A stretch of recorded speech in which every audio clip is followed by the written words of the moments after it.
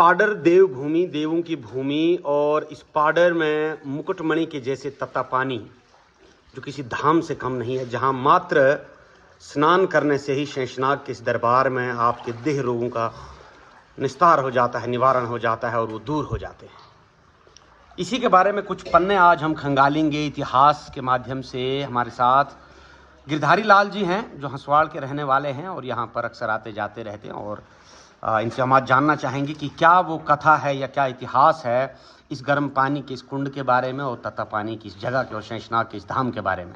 गिरधारी लाल जी। तो पहले मैं अपने भीमसेन जी का आदर सत्कार प्रणाम करता हूँ तथा प्रांत इनको ये इस दह से इनको जो कुछ इस दह के अंदर मैंने बुजुर्गों से सुना है वो इनके समक्ष रखें।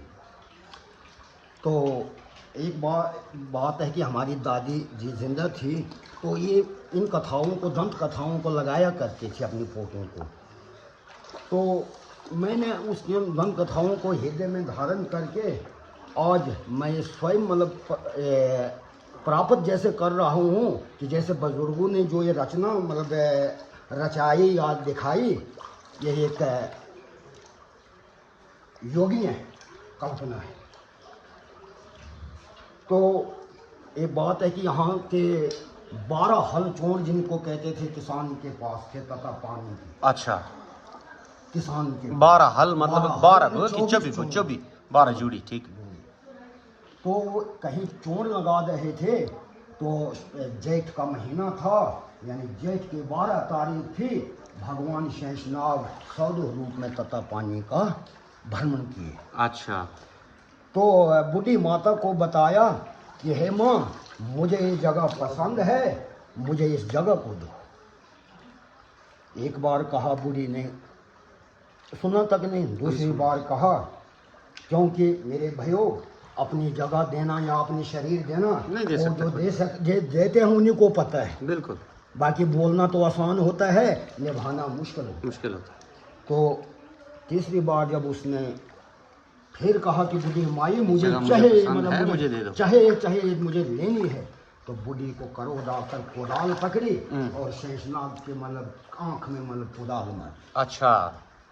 तो कोदाल जो ही कोदाल मारी, काना तो किया मतलब भगवान को, लेकिन इसने वो 12 हल चोर वो मतलब बहा के इधर छोटे कंगाल बना दिया। अच्छा। तो ये शेषनाग जी तब काण बन ना शायद, तभी इसको मतलब काण, और काणा हम भोले भंडारी को भी कहते हैं क्योंकि वो भी एक ही नेत्र वाला है। अच्छा। तो ये शेषनाग अवतारी है, ये भी गिरधारी का एक ही नेत्र है जो भोले भंडारी के गले में लपके हुए है। त्रेता युग के अंदर 62 नाग बनकर थे और कलयुग में बनकर शेषनाग बनकर। अच्छा, तथा चोर तो वो जब मतलब बहाए गए उसके बाद यहाँ की जो संस्कृति यानी राजा समाज जो था, उन्होंने चाहा क्योंकि राजाओं के जो राणा थे जाड़ के, इनकी लड़की यहाँ हुआ करती थी। अच्छा। जो यहाँ रानी हैं इनके यहाँ हुआ करती थी। तो उन्होंने सोचा कि ये तो बड़ा मतलब अपद्र हो गया, लिहाजा क्यों न शेषनाग की कुछ मेला मतलब यहाँ मतलब उजागर किया जाए, तो जिसको मतलब उदान के नाम से जाना जाता है। अच्छा। तो आज वो उदान, हम इसी उदान के लिए हम भी, मैं भी माँ शेषनाग प्रभु का अति प्रिय सुंदर भगत हूँ कि जिसने इस रचना के लिए अपने प्राण तक त्यागने का मतलब आह्वान किया है।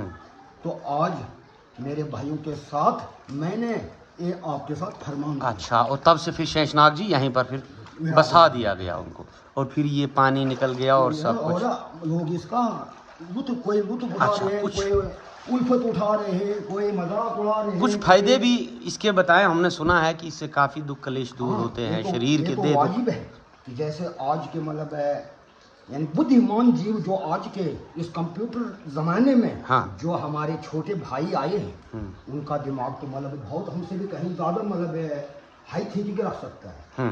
तो यही है कि सच्ची मतलब गर्म, अगर जब इंसान का शरीर ठंडा होता है तो अगर उसको गर्म में मतलब रखा जाए तो शायद आत्मा में फिर दोबारा वापस मत लौट आए।